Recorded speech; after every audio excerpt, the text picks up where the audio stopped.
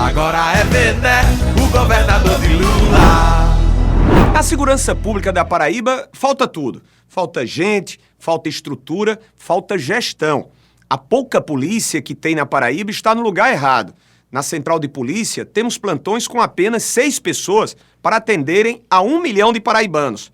Na delegacia de Mangabeira, há um único policial para quase 14 mil habitantes. O efetivo previsto da PM é de 17 mil homens e mulheres, mas só temos 7 mil operacionalmente e sem previsão para concursos. Agora você entende. Agora você entende.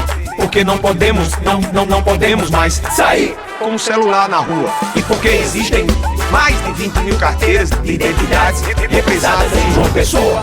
Mais um paraibano é assaltado, mas ninguém foi preso.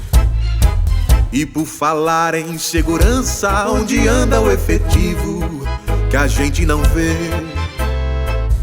Deve estar lá na granja ou lá no palácio, só não cuida de você.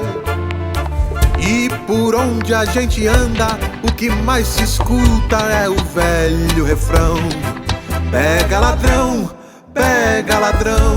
O que é que a gente faz para melhorar essa situação, meu irmão? Vamos aumentar os efetivos das polícias civil e militar e treinar de imediato os aprovados no último concurso. Vamos chamar os classificados também. O número de vagas do concurso é insuficiente. De 1.500 policiais civis ativos, 900 estão para se aposentar.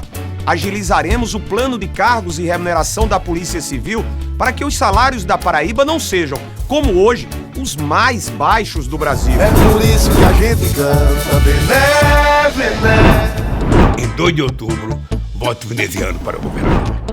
Pode anotar aí para me cobrar depois.